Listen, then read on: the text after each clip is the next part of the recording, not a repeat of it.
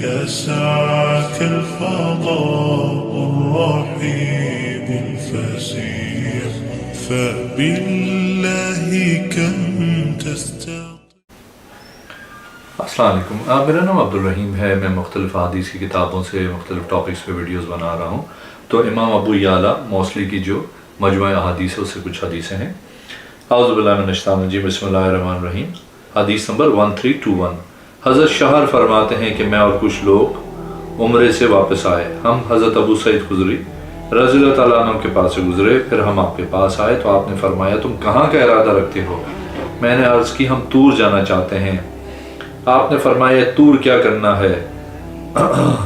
میں نے حضور صلی اللہ علیہ وسلم سے سنا ہے کہ آپ صلی اللہ علیہ وسلم نے فرمایا اپنی سواریاں نہ باندھو اس مسجد کی طرف جس میں اللہ کا ذکر کیا جاتا ہے سوائے مسجد حرام، مسجد مدینہ مراد مسجد نبوی اور مسجد اقصی. دن کے 2 وقتوں کے میں نماز درست نہیں، فجر کے بعد یہاں تک کہ سورج طلوع ہو جائے اور عصر کے بعد یہاں تک کہ سورج غروب ہو جائے.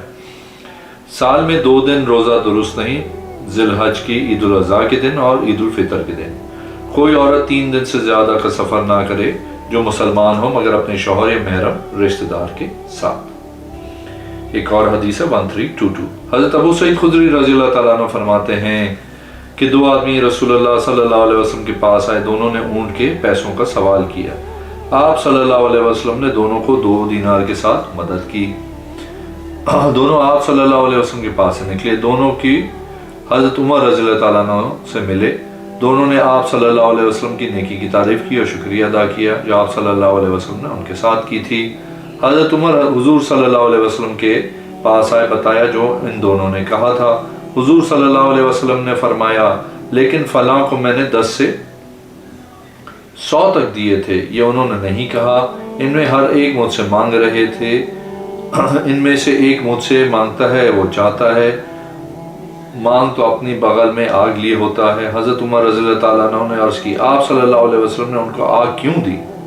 آپ صلی اللہ علیہ وسلم نے فرمایا وہ مانگتے نہیں رکتے تھے، اللہ نے میرے متعلق بخل کو پسند ہی نہیں کیا. ایک اور حدیث ہے 1323. حضرت ابو سعید خدری رضی اللہ تعالیٰ عنہ فرماتے ہیں کہ حضور صلی اللہ علیہ وسلم نے فرمایا ایک مومن میں 2 خصلتیں جمع نہیں ہو سکتی، ایک برا اخلاق دوسرا بخل. اور حدیث 1324. حضرت ابو سعید خدری رضی اللہ تعالیٰ عنہ فرماتے ہیں کہ کافر کی قبر پہ 99 سانپ مسلط کیے جائیں گے، وہ اس کو ڈستے رہیں گے یہاں تک کہ قیامت قائم ہو جائے گی. اگر ان میں سے ایک سانپ زمین میں ڈستا تو زمین میں سبزہ نہ اگتا. ایک اور حدیث 1325. حضرت ابو سعید خدری رضی اللہ تعالیٰ عنہ فرماتے ہیں کہ حضور صلی اللہ علیہ وسلم سے میں نے سنا آپ صلی اللہ علیہ وسلم یہ دعا فرما رہے تھے تعلیم امت کے لیے میں اللہ سے پناہ مانگتا ہوں قرض اور کفر سے. ایک آدمی نے عرض کی یا رسول اللہ صلی اللہ علیہ وسلم قرض کفر کے برابر ہو سکتا ہے؟ آپ صلی اللہ علیہ وسلم نے فرمایا جی ہاں.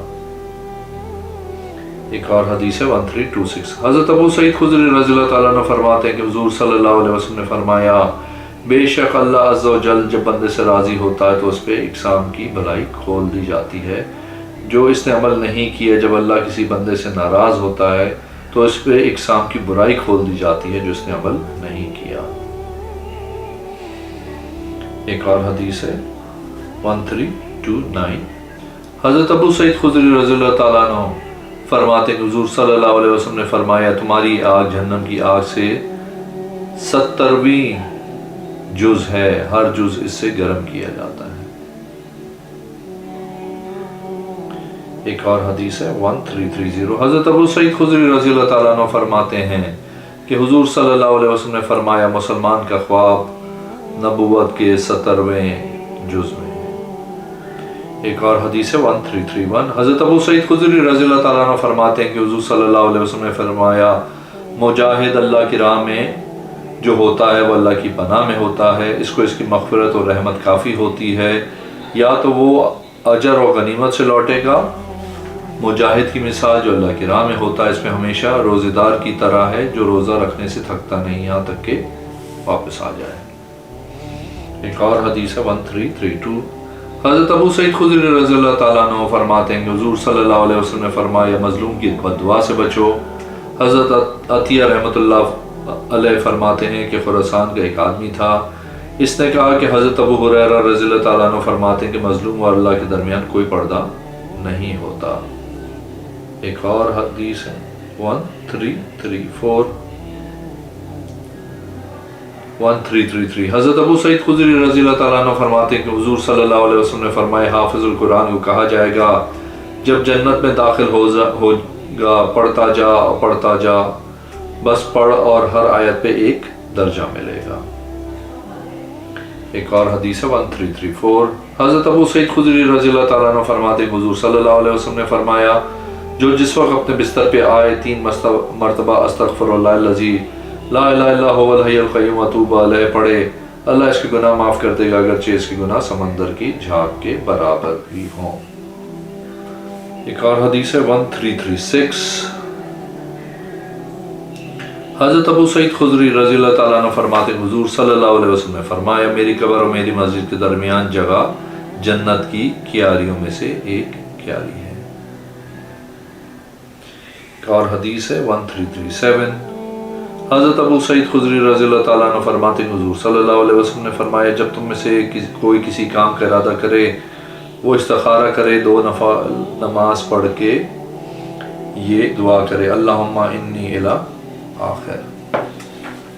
ایک اور حدیث ہے 1338 حضرت ابو سعید خدری رضی اللہ تعالیٰ عنہ فرماتے ہیں کہ حضور صلی اللہ علیہ وسلم عید الفطر کے دن نکلے، لوگوں کو نماز پڑھاتے تھے، 2 رکعات پہ سلام پھیرتے اور کھڑے ہوتے، لوگوں کے سامنے منہ کر کے کھڑے ہوتے، لوگ بیٹھے ہوتے، آپ صلی اللہ علیہ وسلم 3 مرتبہ فرماتے صدقہ کرو، سب سے زیادہ عورتیں صدقہ کرتی تھیں، قرض سونے و چاندی کا، اگر حضور صلی اللہ علیہ وسلم کو کام ہوتا تو صحابہ میں سے کسی کو بھیج دیتے ورنہ چلے جاتے تھے۔ ایک اور حدیث ہے 1341 حضرت ابو سعید خدری رضی اللہ تعالیٰ عنہ فرماتے ہیں حضور صلی اللہ علیہ وسلم جھنڈے کو پکڑ کے اس طرح ہلایا اور فرمایا اس کو اس کے حق کے ساتھ کون پکڑے گا۔ حضرت زبیر رضی اللہ تعالیٰ عنہ تشریف لائے، حضور صلی اللہ علیہ وسلم نے ان کو واپس کر دیا، پھر ایک دوسرا آدمی کھڑا ہوا، اس نے عرض کی میں، آپ صلی اللہ علیہ وسلم نے اس کو بھی واپس کر دیا، پھر ایک کو کھڑا ہوا، اس نے عرض کی میں، آپ صلی اللہ علیہ وسلم نے اسے بھی واپس کر دیا۔ حضور صلی اللہ علیہ وسلم نے فرمایا وہ ذات جس کی محمد کے چہرے کو عزت دی ہے میں ضرور اس آدمی کو دوں گا جو اٹھانے کے بعد بھاگے گا نہیں۔ اے علی اسے پکڑو، حضرت علی نے پکڑا، پھر چل پڑے یہاں تک کہ اللہ نے فدق و خیبر ان کے ہاتھ پہ فتح کرایا۔ آپ صلی اللہ علیہ وسلم وہاں سے اجوا کھجور اور سوکھا گوشت لے کے آئے۔ ایک اور حدیث ہے 1342 حضرت ابو سعید خدری رضی اللہ تعالیٰ عنہ فرماتے ہیں کہ حضور صلی اللہ علیہ وسلم عید الفطر کے دن نکلنے سے پہلے کچھ کھاتے تھے، عید کی نماز سے پہلے کوئی نماز نہیں پڑھتے تھے، جب واپس آتے تو 2 رکعتیں پڑھتے تھے۔ ایک اور حدیث ہے 1343 حضرت ابو سعید خدری رضی اللہ تعالیٰ عنہ فرماتے ہیں حضور صلی اللہ علیہ وسلم ہمارے پاس تشریف لائے، آپ صلی اللہ علیہ وسلم کے دست مبارک میں کہامیاں تھیں، آپ صلی اللہ علیہ وسلم نے فرمایا یہ من ہے، اس کا پانی آنکھوں کے لیے شفا ہے۔ ایک اور حدیث ہے 1344 حضرت ابو سعید خدری رضی اللہ تعالیٰ عنہ فرماتے کہ حضور صلی اللہ علیہ وسلم نے علقمہ بن مجزز کو ایک لشکر پہ امیر بنا کے بھیجا، میں ان میں شامل تھا، ہم نکلے یہاں تک کہ ہم اپنی منزل کی انتہا پہ راستے میں ہی تھے، بعض گروہ والوں نے اجازت چاہی تو انہوں نے اجازت دے دی، ان پر عبداللہ بن حذیفہ کو امیر مقرر کیا۔ حضرت عبداللہ بدری صحابی اور اپنے مزاج میں حساس تھے، میں بھی ان واپس آنے والوں میں سے شامل تھا، بھی راستے میں ہی تھے کہ ہم ایک جگہ اترے، قوم نے آگ جلائی سردی دور کرنے کے لیے یا اس پہ کھانا پکانے کے لیے۔ اچانک حضرت عبداللہ بن حذیفہ رضی اللہ تعالیٰ عنہ نے ان کو فرمایا کیا میں تم پہ امیر نہیں ہوں؟ تم پہ سننا اور اطاعت لازمی نہیں ہے؟ انہوں نے عرض کی کیوں نہیں؟ حضرت عبداللہ رضی اللہ تعالیٰ عنہ نے فرمایا میں تم کو اپنے حق اور اپنی اطاعت کی قسم دیتا ہوں، کیا تم اس آگ میں چھلانگ لگا دو گے؟ لوگ اٹھے اور تیار ہونے لگے، یہاں تک کہ گمان تھا کہ وہ اس میں چھلانگ لگا دیں گے۔ حضرت عبداللہ رضی اللہ تعالیٰ عنہ نے فرمایا رکو، تم اپنے آپ کو، میں تم کو آزما رہا تھا، یعنی مذاق کر رہا تھا۔ جب وہ گروہ حضور صلی اللہ علیہ وسلم کے پاس آیا تو ان سے اس بات کا ذکر کیا، حضور صلی اللہ علیہ وسلم نے فرمایا جو تم کو گناہ کا حکم دے اس کی اطاعت نہ کرو۔ ایک اور حدیث ہے 1345 حضرت ابو سعید خدری رضی اللہ تعالیٰ عنہ فرماتے ہیں کہ حضور صلی اللہ علیہ وسلم نے فرمایا ساری زمین مسجد ہے مگر قبرستان اور حمام سجدہ کرنے کی جگہ نہیں ہے۔ ایک اور حدیث ہے 1349 حضرت ابو سعید خدری رضی اللہ تعالیٰ عنہ فرماتے ہیں کہ شام سے نبتی آئے 30 اونٹ جو اور کھجور لے کے حضور صلی اللہ علیہ وسلم کے زمانے میں، تو آپ صلی اللہ علیہ وسلم نے ان کا نرخ ایک مد کا 1 درہم کا مقرر کیا۔ حضور صلی اللہ علیہ وسلم کے مد کے ساتھ صحابہ کرام کے پاس اس کے علاوہ کھانا بھی نہیں تھا۔ صحابہ نے حضور صلی اللہ علیہ وسلم سے شکایت کی نزا کے زیادہ ہونے کی، تو حضور صلی اللہ علیہ وسلم نے خطبہ دیا اور فرمایا خبردار اللہ تبارک تعالیٰ سے ملوں گا قبل اس کے کہ کسی کو کسی کا مال عطا کروں بغیر اس کی جان خوش کیے۔ اور حدیث 1350 حضرت ابو سعید خدری رضی اللہ تعالیٰ عنہ فرماتے ہیں کہ انہوں نے حضور صلی اللہ علیہ وسلم سے سنا ہے کہ آپ صلی اللہ علیہ وسلم نے فرمایا کیا تم کو ایسی شے کے متعلق نہ بتاؤں جس کے ساتھ گناہ معاف ہو نیکیوں میں اضافہ ہو؟ صحابہ کرام رضی اللہ تعالیٰ عنہ نے عرض کی کیوں نہیں؟ آپ صلی اللہ علیہ وسلم نے فرمایا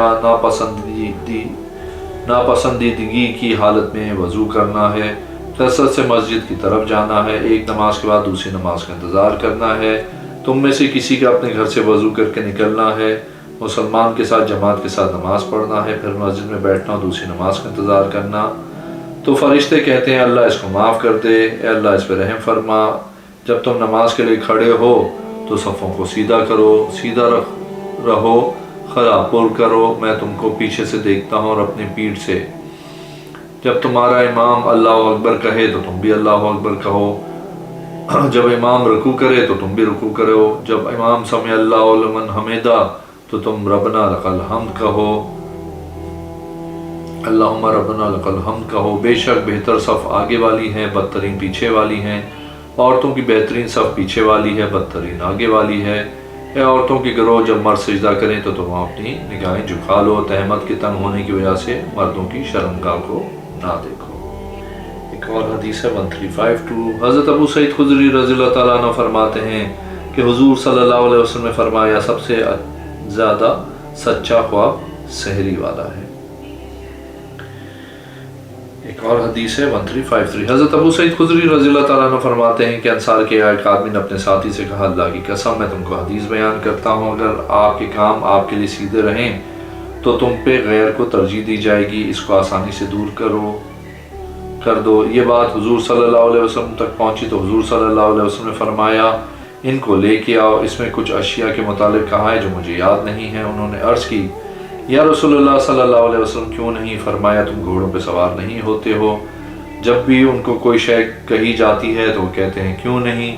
یا رسول اللہ صلی اللہ علیہ وسلم جب آپ ان کو دیکھا وہ کسی شے کا جواب نہیں دیتے تو آپ صلی اللہ علیہ وسلم نے فرمایا کیا تم نہیں کہتے کہ آپ قوم سے لڑیں ہم آپ کی مدد کریں گے، آپ قوم سے نکلے ہم پناہ دیں گے؟